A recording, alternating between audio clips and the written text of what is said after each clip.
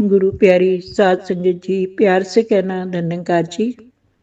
आज का टॉपिक श्वास श्वास में नाम जपो, व्यर्था श्वास मत खोए, ना जाने इस श्वास का आवन होए के ना होए। महात्मा कबीर जी बहुत सुंदर रूप से समझा रहे हैं, चेतन कर रहे हैं, सजग कर रहे हैं कि हर श्वास श्वास में इसका सिमरन करना है। एक भी श्वास को व्यर्थ नहीं जाने देना। ये घड़ियां अनमोल हैं, एक एक घड़ी हमारी व्यर्थ जा रही है। हम व्यर्थ के कामों में, फजूल के कामों में इसे जाया करते जा रहे हैं। हमें पता ही नहीं कि एक सांस आई है, अगली सांस आनी है या नहीं आनी है। बाबा गुरु नानक जी बैठे हुए हैं, साथ में बाला मर्दाना बैठे हैं। बाबा जी ने पूछा, जीवन क्या है? बाला ने कहा, आज है, पता नहीं कल की शाम देखनी है या नहीं।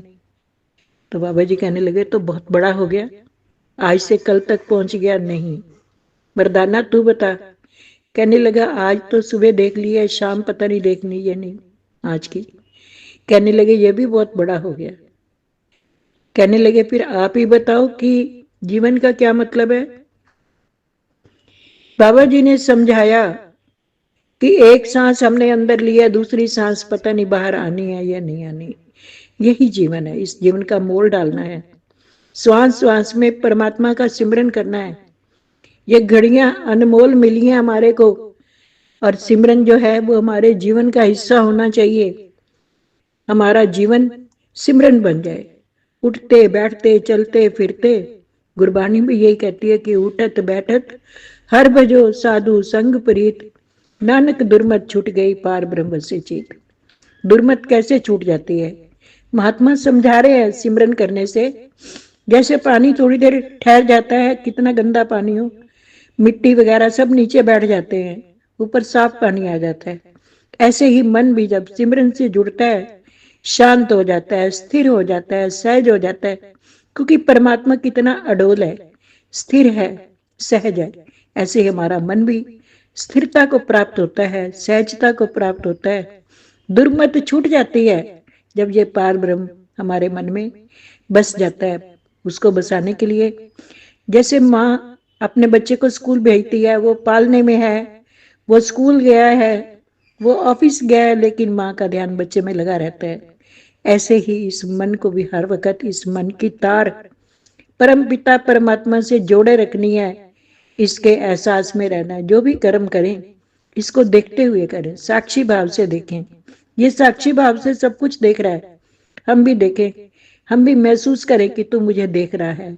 कोई भी गलती ना करें, हर वक्त इसका एहसास रखें। और बाबा जी ने सिमरन का अर्थ बहुत सुंदर समझाया। सिमरन की सुध यूं करो, जो गागर पनहार, हाले डोले सुरत में, मन में करत विचार। कि पनिहारन जाती है पानी लेने, एक मटकी के ऊपर दूसरी मटकी गागर रखती है, सहेलियों से अटखेलियां करती है, बातें करती है। दूर दूर से गांव में हम देखते हैं लेकर आ रही होती हैं, लेकिन एक भी बूंद पानी की नहीं गिरने देती हैं, क्योंकि उनका ध्यान गागर में लगा हुआ है। कहते हैं, मन तो चित कारवल, मन कारवल, हाथ कारवल, चित यारवल। हाथ से करो कर्म विदनाना, मन रखो जहां कृपा निधाना। मन को इसके साथ जोड़ना, हमारी मन की तार इसके साथ जुड़ी रहे और हम हर वक्त इसके एहसास में रहें। मन को साफ रखना है, उठते बैठते सोते जागते सिमरन करते जाना है।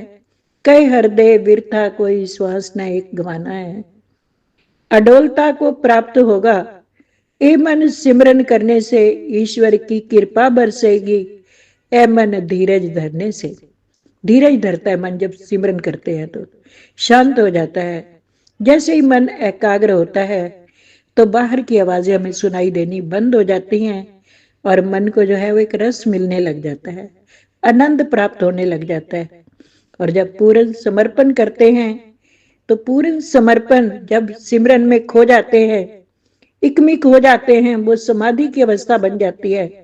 उसमें इंसान अपने आप को समर्पित कर देता है। उसकी आंखें तो बेशक खुली रहती हैं, होठों पर एक मुस्कान होती है, वो प्रभु के दर्शन कर रहा होता है और उसकी आंखों से आंसुओं की झड़ी भी लगी होती है। तभी एक महात्मा कहते हैं शायर, तुम्हें इतना करीब पाता हूं कि याद करना भी भूल जाता हूं, और अश्क भी बहते हैं आप ही आप मुस्कुराता हूं। साथ संगत, ये अवस्था बहुत कठिन है, लेकिन इस कठिनता को जब हम चलते फिरते उठते बैठते इसका सिमरन करते हैं तो ये खुद खुद बन जाती है।